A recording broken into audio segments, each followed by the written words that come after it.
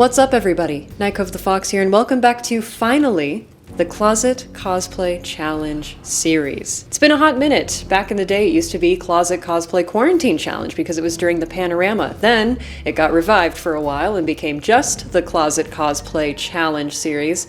And now we are bringing it back once more. And for those of you who are new around here and you're just hearing about those two series, I highly recommend that you check them out because there's been a lot of growth in my cosplay journey, but it's still fun to look back at those cute little closet cosplays I did back in the day, and you might enjoy them. So feel free to check them out and then come back to this one. Now, for those of you who have been following along with this series and have been eagerly awaiting its return, you may or may not remember that the last post I put out was a poll asking you guys which character to do next, and the character that won was Cassidy. And so, to kick off this series revival for the second time, I figured what more of a fitting character to do than the last one that I left off on, which was the one and only vengeful spirit, Cassidy herself. And I am very excited for this look. So, without further ado, I'm going to put on a full face of creepy dead child makeup, and then I am going to put together a closet cosplay using only items that I already own in my cosplay closet, hence the title of the challenge.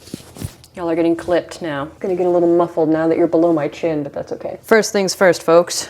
Gotta gear up, get the hair out of the face. I would use my sexy fishnet for your face, as we all know it to be called, but I figured this might be better for this time, because look at it. Isn't it adorable? First things first, I moisturized using some snail mucin. Sounds kinda icky, I know, but it's actually very good for your skin. It's a Korean beauty skincare item. Alright, since this child is a ghost, I am going to do a full layer of pale foundation so that I look a bit more ghostly.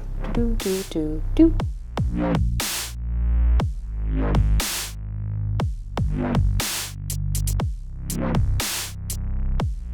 I have a little stubborn pimple that is still trying to leave, so I'm just gonna hit her with a little bit of concealer. That was more than a little bit.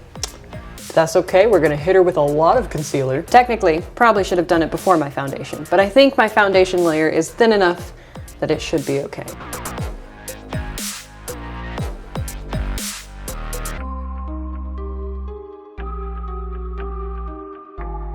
I decided to blend over my lips because, again, dead, pale, cracked lips seems a little spookier. Now that my ghostly base is ready to go, I am going to move on to darkening my eyebrows, and I think I'm gonna go ahead and go straight to black because most of the artwork I've seen of Cassidy, whether it be by fans or including the artwork that's in one of the official FNAF logbooks, she has black hair and wears yellow, which will come into play later. But for now, I am going to darken my eyebrows to black, and I just put a lot of eyeshadow on this brush.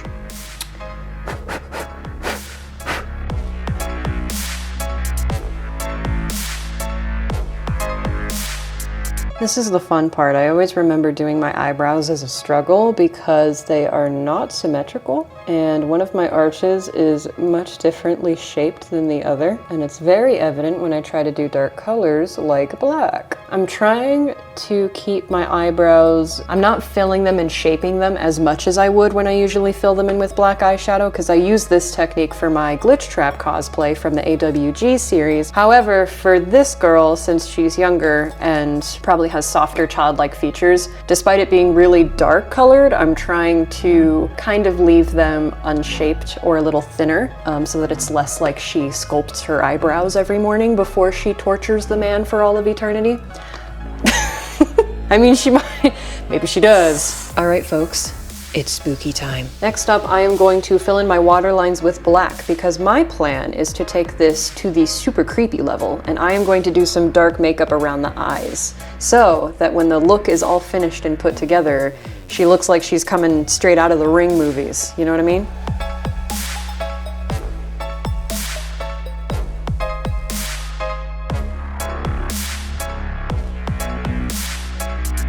Oh, that already kind of looks uncanny.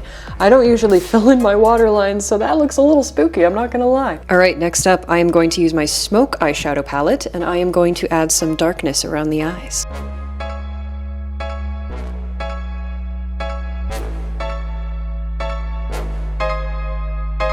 By the by, the shade that I am using from this Carroty Smoke palette is Poof, which sounds very not menacing compared to what it's being used for, but that is the shade.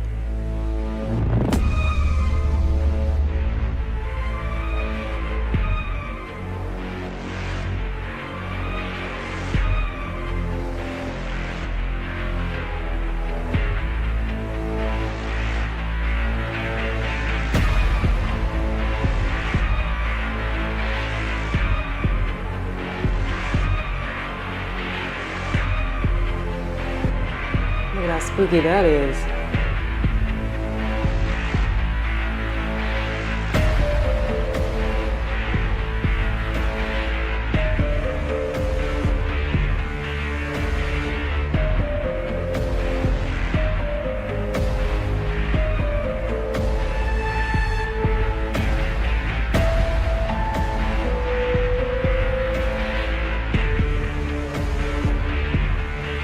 All right, folks, we're feeling spooky. I like it. I did a little more than I anticipated, but I actually really like it. I think it's very spooky, and I'm nowhere close to done yet. So now I am going to take black and I am going to go even darker on my sockets just to kind of really add some depth.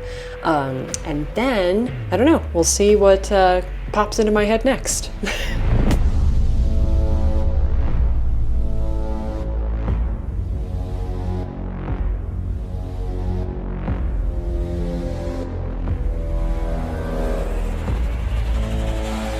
All right, I have darkened my socket, my what? Okay, I have added some black around my eyelids / eyeball sockets, and now I am going to go over the bottom waterline again, and I might blend it out a little bit just to continue building upon the darkness, you know.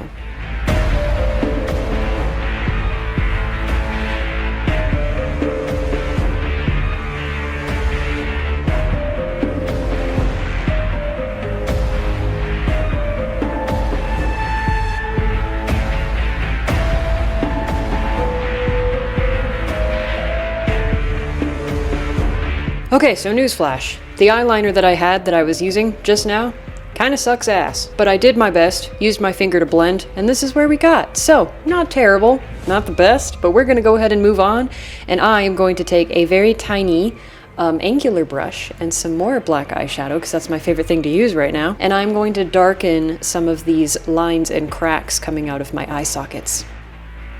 Yeah, don't make fun of him. He's sensitive and he's very chewed up somehow. Don't ask me how that happened. I really don't know. But it's just how he is.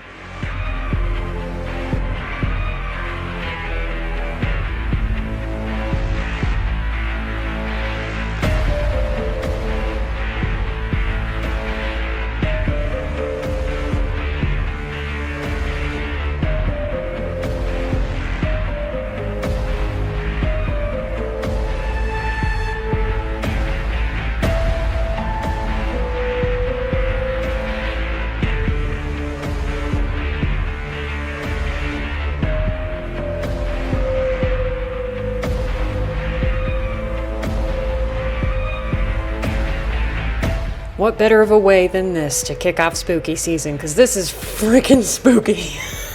But I love it. The fact that this guy's a little chewed up actually turned out in my favor because it made all these cool little wispies that I don't think I could have done on purpose, even if I tried. So thanks, little guy. Turned out really cool, actually. So now I'm just debating on whether or not to quit while I'm ahead, or if I want to try and do the same concept that I did around my eyes, but add some to the corners of my mouth. I don't know if it's too much or not, but I feel like if I'm fully committing to the spooky at this point, maybe I just commit, you know?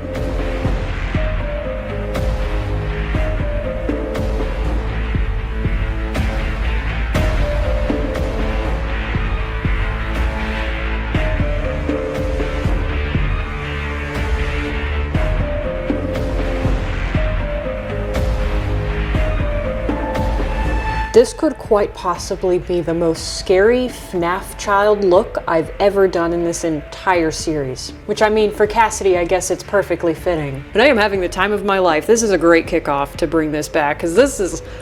oh, I can't wait to see it with everything else together. So without further ado, I will see you guys when I am in the full Cassidy Closet Cosplay.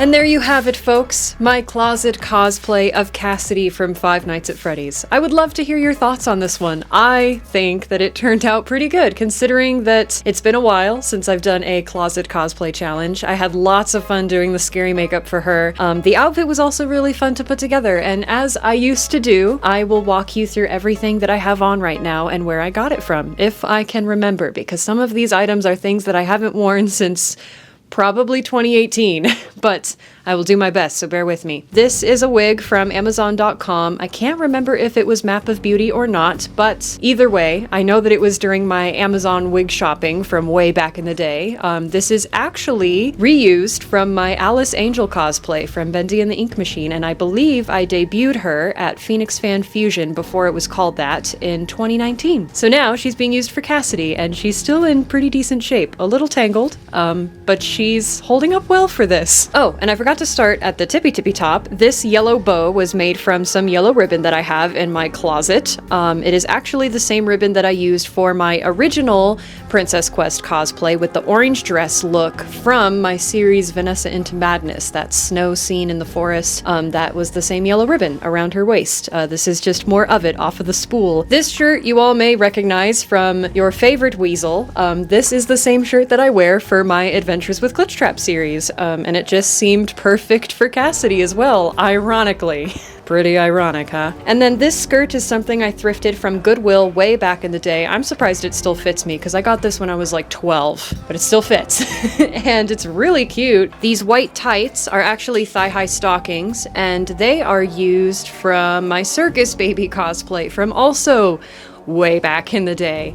Can't remember where I got them. They might have been from like a Party City at some point in my life when I was younger. Not quite sure, but you can find something identical on Amazon or at a Party City. Maybe even a Spirit Halloween, because those are open now, so you can find these almost anywhere. And last but not least, the shoes I am wearing, also surprised they still fit me, are also borrowed from my Alice Angel cosplay from 2019, and I believe I also got these from Goodwill. And then of course, our lovely little prop here, our little Fredbear, Golden Freddy, whichever you'd like to call him. This is a Hex plushie, which you probably all know, but I figured I could bring him out for this shoot, because obvious reasons. You got anything to add to this conversation, Golden Freddy? That's not cool. So we all know it's spooky season right now, right? Officially, because it's September and, you know, the Halloween spooky season fall enjoyers doth declare that it is now spooky season. But I'm pretty sure I've joked in the past that my house is haunted, or could be. How appropriate that while I'm cosplaying the spirit of a vengeful child, I'm getting creepy activity in my freaking house right now. First, a knock from my foyer, which is common. This house communicates in knocks, and I've caught it on video in my Adventures with Glitch Trap series at least a couple of times. But also I'm standing in the room, my office, where occasionally my camera will unfocus and detect a face in this corner right next to me. Anyways, I was just trying to ask you if you had any comments, but I guess you answered me. Are you possessed? Don't answer that. Don't. Oh my god. God, no, I'm not joking, guys. The foyer just knocked again. Don't. You know what? Fine. Third time's the charm. You know, I'm a skeptic, so I can chalk that out to just be like my vent duct settling or something from my air conditioning. Are you possessed? Yeah, that's what I thought. Okay, nothing that. Okay, maybe. Well, happy spooky season, everyone. My house is haunted. Ding. Okay, anyways, I believe that is everything Anyways, I'm gonna go exorcise the ghosts out of my house now, but I hope you enjoyed this intro back into the Closet Cosplay Challenge series. I'm very excited to dive into the next characters that are in line, including characters like Eclipse, Ballora, and a handful of other really good requests that you guys gave me. They'll all be quite the challenge, but I am excited to try, and I can't wait to share them with you. Thank you all so much for watching this video. If you did enjoy, please feel free to leave a like, maybe comment what your favorite character from the Five Nights at Freddy's series is, or leave me more suggestions in the comments of characters you'd like to see me do a Closet Cosplay Challenge of. If you're new around here, hi, I'm Nykove the Fox. I am a Five Nights at Freddy's Central content creator. I do music, I do cosplays like this, and I also do occasional gaming when new games come out. So if any of that is up your alley, feel free to stick around. You'll have fun here. And as always, remember to stay bright because you're a star, and I will see you all in the next video. Bye-bye. Oh man, I gotta walk all the way over to you. Bye-bye.